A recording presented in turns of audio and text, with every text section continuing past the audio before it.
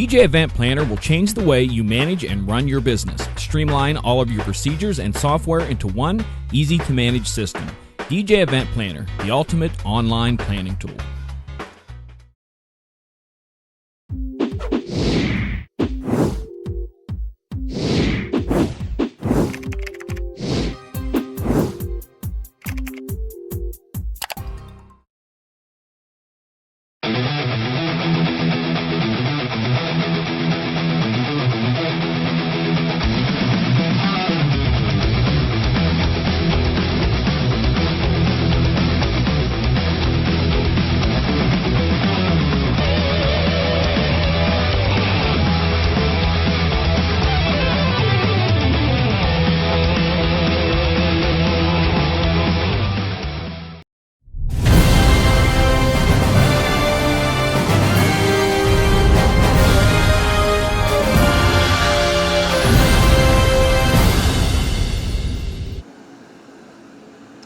Well, there you go. How you doing, boys and girls? It's 7 o'clock. It's Bill Herman on DJNTV. I am the host of Creative License that happens every Monday here on DJNTV, and the owner of the Entertainment Experience Workshops, and I am the host this year for the DJNTV show. First one in Las Vegas. I mean, come on, baby. We're working together with the folks at the Photo Booth Expo at South Point Hotel. It's going to be February 24th, 25th, and 26th, and 27th. Okay, and the speaker lineup is incredible. It's just a bunch of very incredible people that are going to be a part of it. Some names you know, but a lot of that you do not know. So one of the things that John and I thought we would do is do a presenter spotlight. Mondays, Tuesdays, and Wednesdays, working our way up to the conference. And today, I get to talk to the gentleman who's going to be on stage on Tuesday at 10 in the morning, talking about effective communication with today's clients, which I'm figuring he's talking about effective communication with people his age. Because today, it's the old DJ and the young DJ. This is Rick Weber. How you doing, Rick? I'm doing great. And I would probably put a better wording on that is millennial marketing in a sense. It's basically what we're going to be talking about. This is something you've had some success with then. Well, I am of age. I have friends that are getting married. I have older people that are getting married just a little bit above me. So I have a lot of firsthand experience with that. And I've had a lot of success in moving to a brand new state in the last year and a half and starting a pretty successful company off the gate. That's true. I heard you went from Ohio to North Carolina, Greensboro. Yep, absolutely. I want to get to that in a little bit, but first I want to talk a little bit about when. I mean, you grew up. Did you grew up in Ohio? Yes, absolutely. Been in Ohio all my life. Big family. Yeah. I got one younger brother. I'm the oldest, and mom, dad, grandparents on both sides. So when you looked at your grandparents and your parents and said, "I want to be a DJ," they were really excited. Absolutely not. No. Was that a conversation you had with them, or did you just start DJing and then they kind of found out? It was kind of one of those things that it was something that my parents didn't support because they're like, it's not a good career path. It doesn't make money. Didn't believe in it.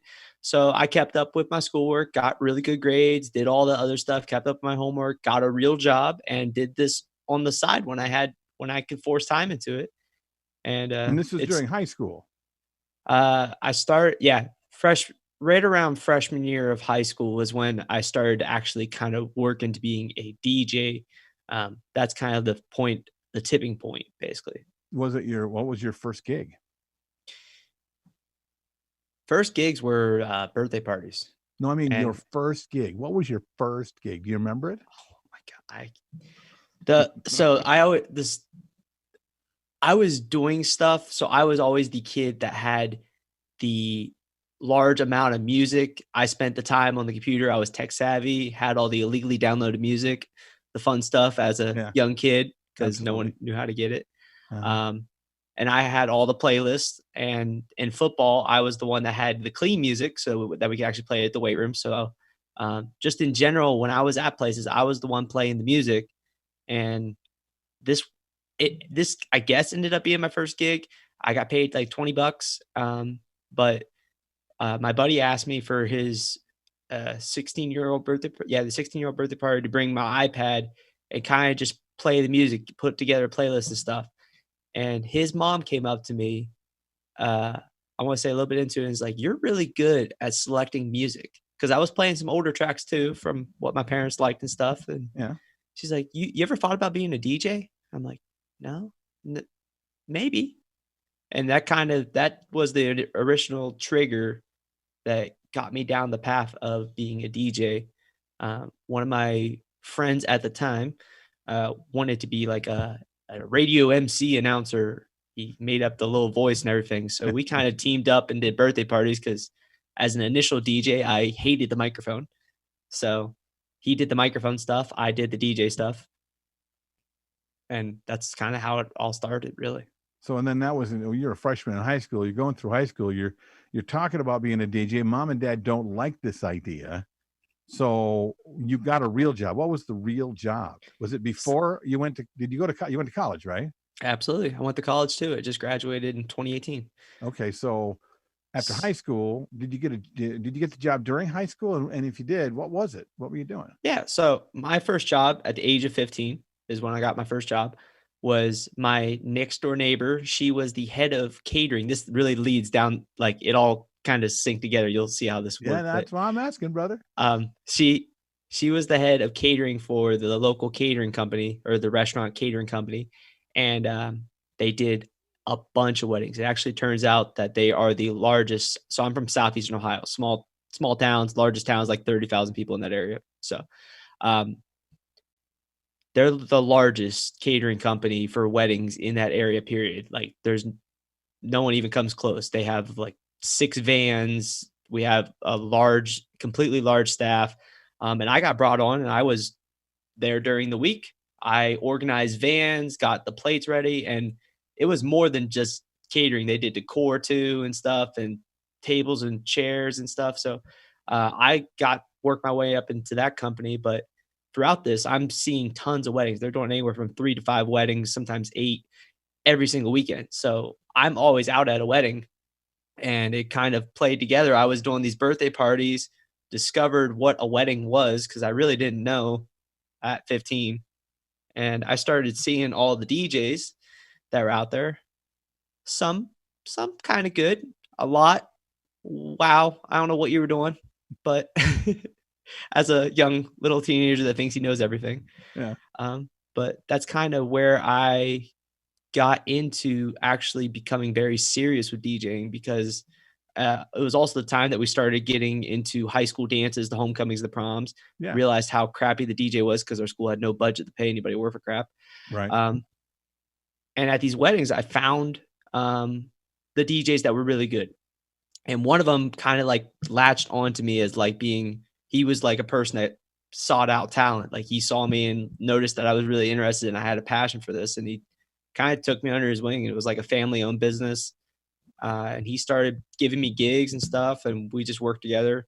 Who was that? Chris Faust. He's the owner of DJ Associates. And then his sister runs their sister company, Event Design. So wow. That's their like full-time job. It's a family owned business. They got 3 warehouses in Marietta, Ohio. And I still work, do some events for them every year. Mm-hmm. So that's kind of where it got me into it. He led me up into it. And then, again, along this whole entire time, I'm in high school, getting good grades, applied to college, got into engineering college. I don't know where you want to go with this, but no, engineering. I mean, engineering, was that a thing that you chose, or does that like that making dad happy? That was something I chose. I was really strong in math, really strong in science, and I really liked engineering as a field, and I still do to this day. Mm-hmm. I love engineering. It was one of those things. I liked being a DJ. It was the fun thing, but in the back of my head, Dad was like, "It's not real. It's not real. You can't do it."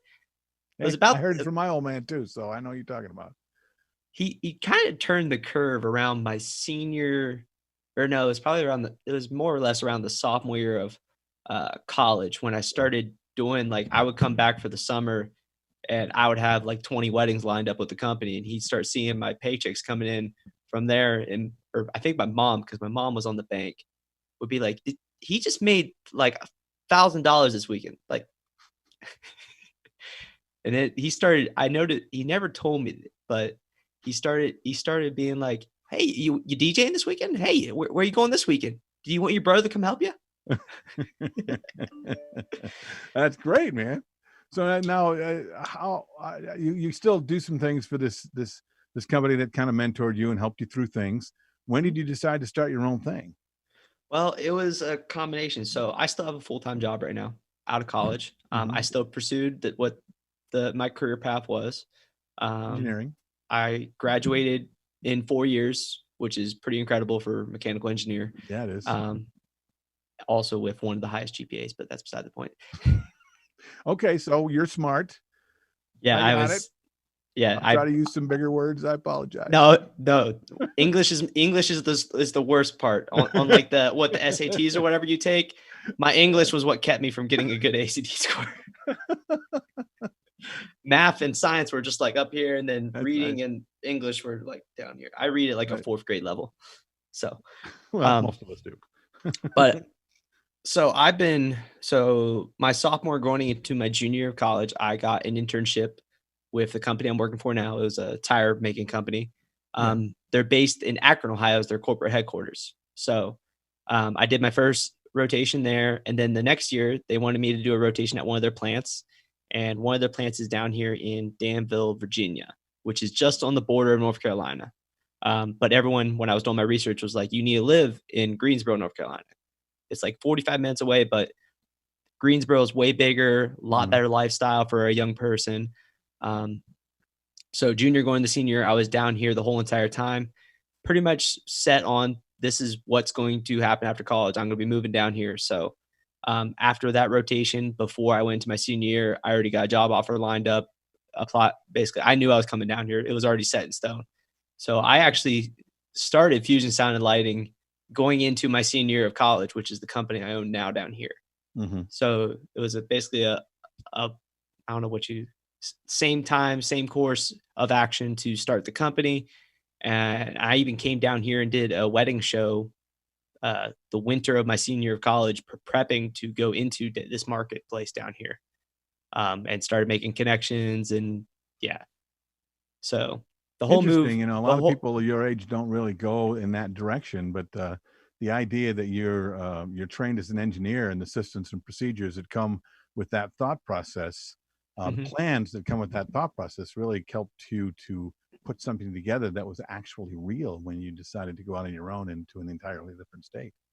Yeah, and it definitely the whole beauty of having the day job though allows me to put 100% of the business right back into the business to make it grow even faster. Which is something that it's a lot of work to do what I'm doing right now, to have a full-time job that requires me to do one weekend a month as well at work. So, so is that the goal? Is at one point take that degree and say, well, thanks anyway, I got my own thing? That decision might be coming very soon.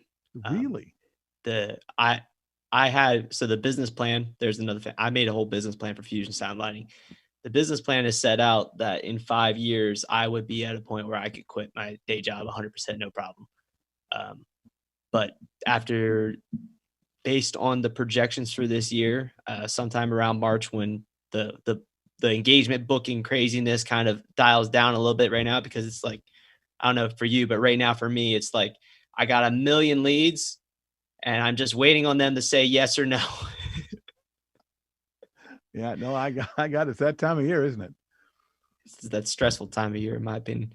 But well, part of it is the fact that you're kind of burning a candle at both ends too. That's the big morale thing right now. Like if I wanted to, I could quit right now. It's just more a justification of, do I want to have money to put towards other stuff like real estate, or I'm single right now, so pulling these 90 to 100 hour weeks is not the craziest thing in the world, but it's definitely starting to get to that point where it's cutting into my ability to go to the gym, my ability to get sleep. We were kind of discussing that before we got on here. So I get through it right now, but Yeah. it's definitely something that's going to be a heavy decision that I've been actually throwing a lot of numbers behind. I'm a very numbers person, so Yeah, I see that. I mean, it's a rare thing too that people who kind of get into this business don't usually get into this business because it's a business.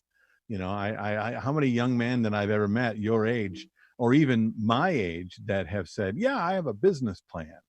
No, you don't do that when you're DJing. You know, it's chicks and beer, man. Come on, my loud music and it's fun money, and I'm doing it for beer and fun, not for a business. And they do. If you want to be successful, if you want to be able to do this and not have a full-time job that pays your bills, then that of course is a direction you want to go. But usually people your age in your situation, single, just out of school, that's not the first thing they think about. That's pretty rare. If I'm sure I'm sure you know this, right? yeah, no, I know it 100%. I mean, I got a lot of friends that are not even close to where I'm at financially, so um, I'm they have a lot more fun than I do. I won't deny that, but uh, I I don't know. I really do thank my parents heavily for basically they've instilled the whole money concepts into me to basically get me to where I'm at right now. Now, and your big So lesson later on is going to be now I want to balance. I want to use, I work mean, life. I got all this money I've been putting aside. Now I want to have, I mean, I'm doing it so I can have fun, doing it so I can chase the things I love. That's 100%. That's my whole concept right now of why I'm doing these 90, 100-hour weeks. I'm like, I'm just grinding it out, building up what I can for that later factor when I want to quit, obviously, and also for future down the road. Like I said, real estate's something I'm probably going to get into in the next 5 to 10 years. Wow. So now you're going to be talking about, once again, this is Rick Webb, Rick Weber, rather, DJ Rick Webb. He lives in Greensboro, North Carolina, Mhm. and he's got his own company, Fusion Sound and Light. He's going to be one of the presenters at the DJNTV show, which is Yes. happening the February 24th, 25th, 26th, and 27th in Las Vegas at the South Point Hotel. And his presentation is going to be a Tuesday at 10 a.m. And one of the things that he has learned relatively quickly, especially since he's sitting right in the age group of those people that are kind of communicate with us right now, is Mhm. how to communicate effectively with that generation and to be able to understand what people are looking for. There's a lot of people that I know in the business that have been kind of blindsided by how quickly communications have been changing Yeah. with the people doing business with us, and you seem to be surfing that pretty quickly. How is that just something that came natural to you, or did you do some studying yourself? I'm a heavy researcher, so I've done it's a combination. I mean, I got a lot of business podcasts that I listen to, but I have literally no business education. Never took a business class, but I'm a person that if I want to learn something, I'm going to get on YouTube and learn it. So a lot of it is also firsthand knowledge of where if I was going to go look for someone and just I study myself, I study my friends in terms of if we're going to go buy X product and it's going to cost this, what sort of things are going to be going through our head. So I've done a lot of personal just thinking and research in terms of and a lot of it has to do with just presence. That's a big thing I plan on talking about is your presence online and your presence, the things you're posting.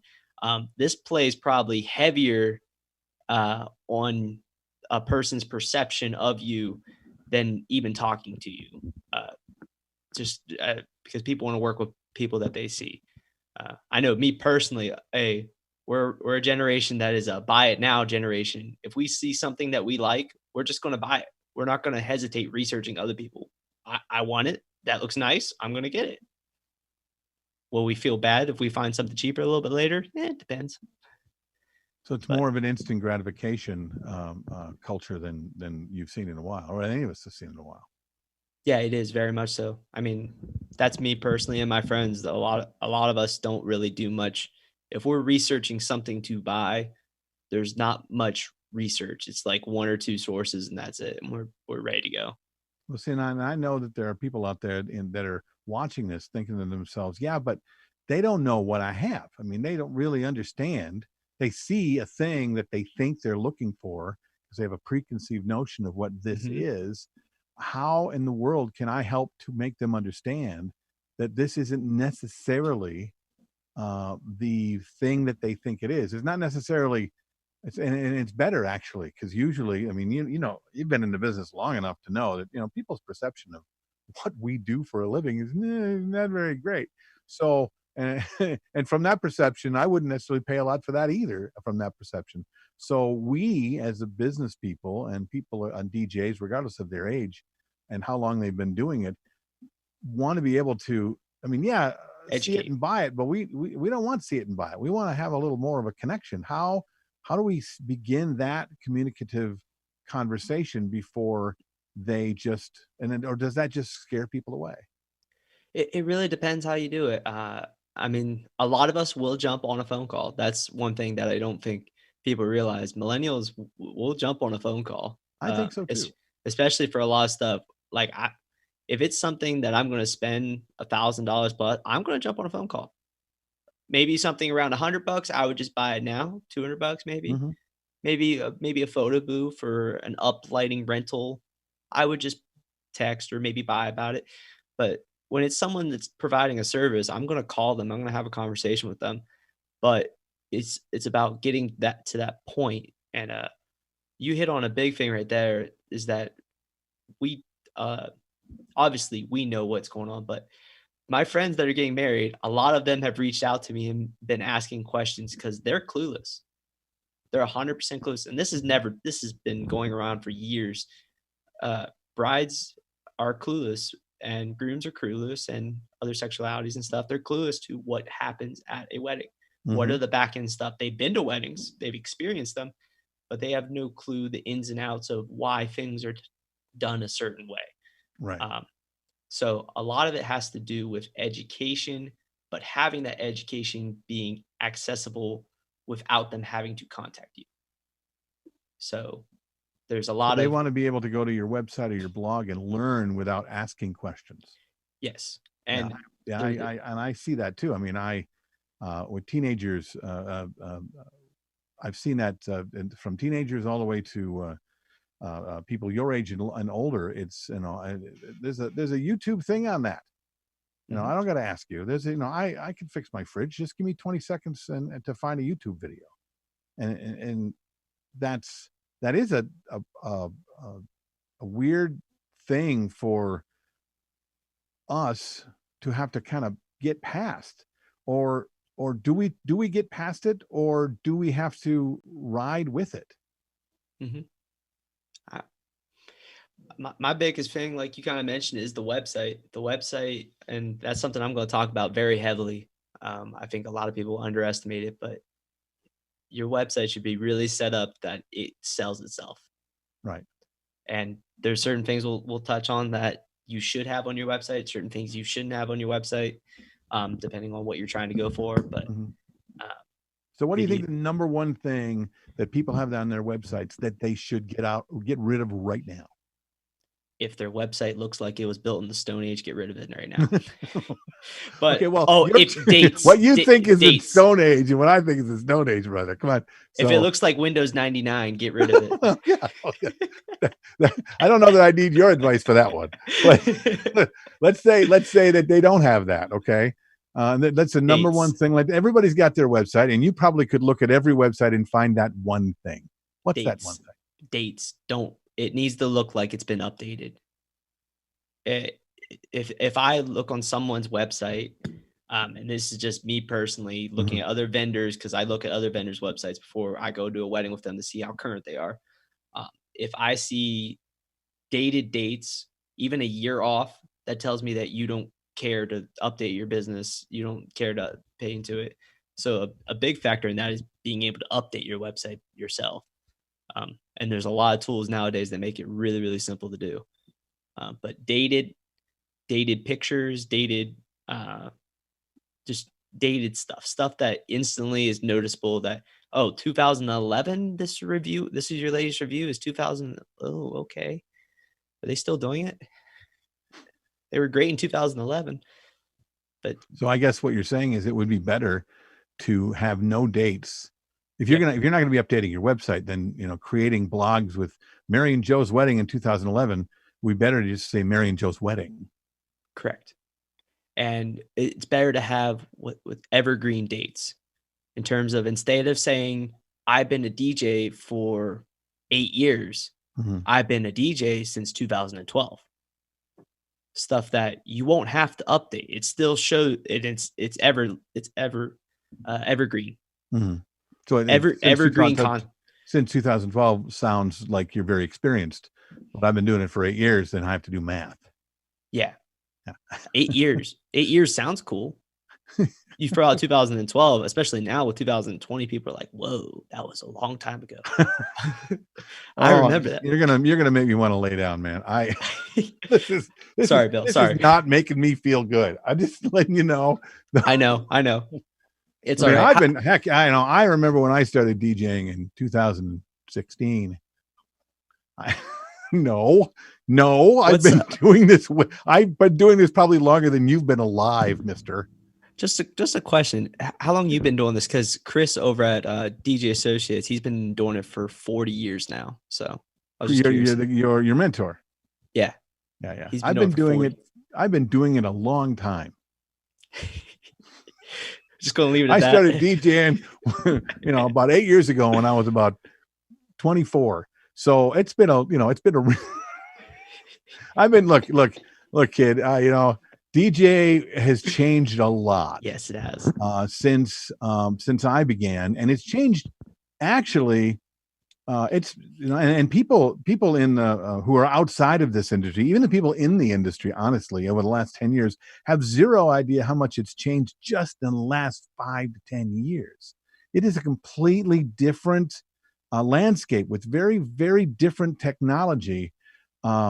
I remember, having to haul around vinyl records, and stacks and hundreds of pounds of it to be able to have enough things to be able to pick a good 90 songs out of, to be able to have the entire back of a wall just for vinyl, albums, 45s, 12 inches, 3 Technique 1200s, so that I could mix and change and cue and pop and scratch and all the things necessary to do. And all of that was still skills that were necessary until about 2000, 2001, 2002, when it all changed digitally.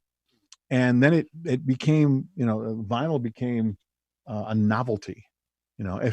I would have to really work hard to be able to do a vinyl show for anybody anymore, even though I still, as a collector now, keep all of my stuff. Not that any of it I could sell anymore, because I've scratched the crap out of it all. But I have it. But I mean, it's still the same goal, right? It's still no one wants a bad DJ back then any more than they want a bad DJ now. Correct. They all worry about the same exact thing then as they do now. It's just now they're communicating instantly through all kinds of different ways to be able to have questions answered that they oftentimes think they know the answer to before they ask it. So in that, I can see a lot of differences. But everything else, someone who cares enough to take the time to be able to help out somebody to do something they've never done before, right? Yeah. And if you have any skills, you can do really well. And because you literally are sitting on the pulse of what many of us are not, well, many people kind of missed that wave, right? And so now you're sitting right in it. So I think one of the reasons that your February 25th, Tuesday, 10 a.m. seminar is going to be so valuable to so many of the people that come to be a part of this whole thing. And I know you've been working really hard to be able to put together something very, very usable and actionable for that day. Is there ways for the people to kind of reach out to you before this if they would like to talk to you about anything? Yeah, I mean, I get a lot of notifications as it is, as most people know, but Instagram is the best place you can get a hold of me. Instagram at Ricky Weber 65. I go through my comments multiple times a day to keep up to date with it. I answer every question on there. You could also comment on all my videos. I see every single comment. That's one thing I pride myself in. I go through every single message, every single notification that I get. It leads to part of that 90 to 100 hours a week, but I really take pride in communicating, and that's something. My whole reason for the YouTube side of thing was education. A lot of people don't realize that. I mean, I've kind of gone to a little bit of clickbait stuff to have some fun with recently, but Well, plus it, you're quite a Christmas caroler, I noticed. yeah, that's an old video, right? Yeah, no, I know. I thought it was That was one of the original videos I made. very hilarious, though. I found that it came up on my like time hop or something. And I was like, Yeah. oh, I gotta share this with people. This was hilarious. So what about you? You're going as a presenter, but you're coming to see the whole thing. Is there something about the show or the whole experience of this that you're looking forward to, or that you could tell somebody your age why they ought to come? Personally, just this is me personally. I mean, I'm in the show, but I know a lot of these guys that are presenting right now, and I'm not trying to say anything bad about other presenters out there, but everyone that's presenting is going to give you information that you can actually use and take back. That's like one thing with my presentation. I'm going to spare you guys the backstory. This is what the backstory is for right here. I'm jumping right into content. If you guys want to know who I am, you can go look it up. But I'm going to start jumping into content. If you like what I'm saying, you like what I'm saying. If not, but a lot of people on this list are very knowledgeable. I'm super excited to meet a lot of these people I haven't met in person before that I've talked to online a lot. John Simmons, who you interviewed just a couple days ago now. Mm-hmm. Me and him have been talking for years now, and I'm super excited to meet him in person. He's someone that I actually look up to in the industry because he basically did what I'm trying to do right now. Right. That's very cool. I'm going to be out in your neck of the woods too. The week before the conference, I'm going to be in Charlotte.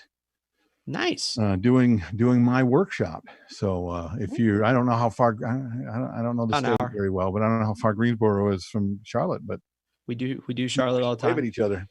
Greensboro was also an ideal location to open a DJ business logistically.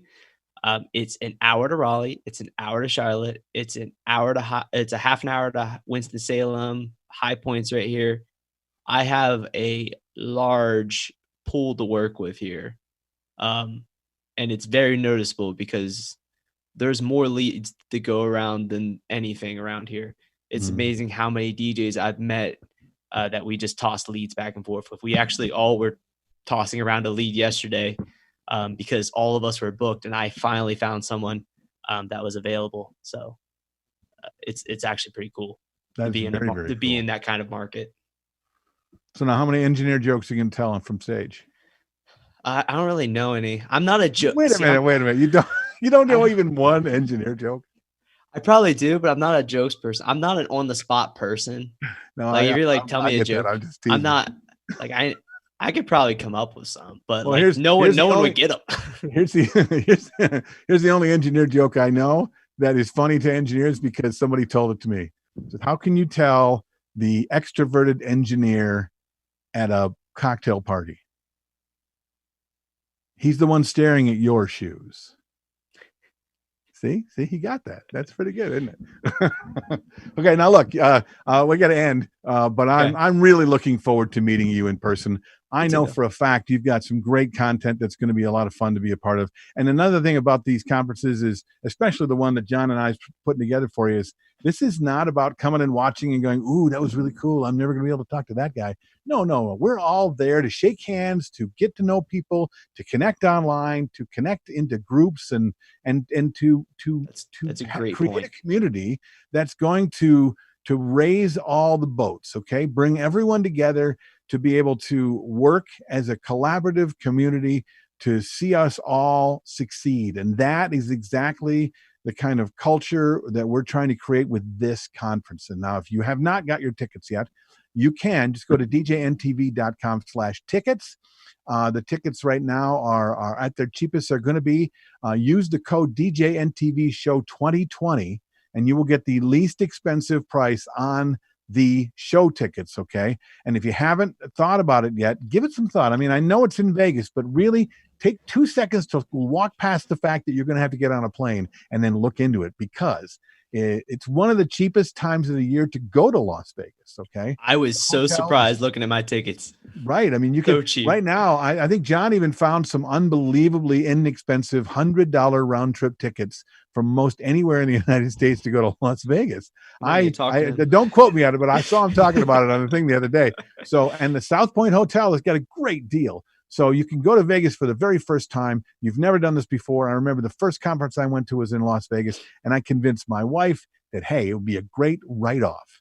So now here's another way for you to get to go, Business. Right? I'm saying, plus it's not just BS. This is a serious conference for serious people, and you're going to have a lot of fun. So once again, February 24th, 25th, 26th, DJNTV show DJNTV.com/tickets, and we want to see you there. And tomorrow I'm going to be back at 7:00 with someone by the name of some weird Canadian guy that I'm sure you've probably never heard of, and kind of weird French name, Turnier, Dave Turnier. I don't know. If you've ever heard of the guy, you should come. I'm going to learn everything I can about the weird French Canadian guy who's going to be on tomorrow's show. Dave Turnier, another one of our presenters on Presenter Spotlight. For Rick Weber, I'm Bill Herman, and this is Presenter Spotlight, and we'll see you tomorrow night. Peace. Absolutely. Peace.